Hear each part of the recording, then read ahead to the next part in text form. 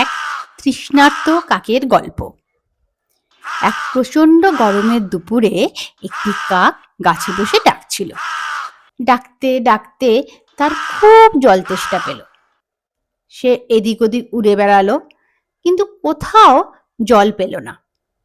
অনেকক্ষণ খোঁজার পর একটা গাছের নিচে সে একটি মাটির কলসি দেখতে পেল। আশায় বুক বেঁধে কাকটি কলসির কাছে উড়ে গিয়ে দেখলো কলসির তলায় অল্প একটু জল আছে। তার ঠোঁট সেখানে পৌঁছাবে না। তবু সে অনেক চেষ্টা করলো, কিন্তু কোনোভাবেই জল খেতে পারল না।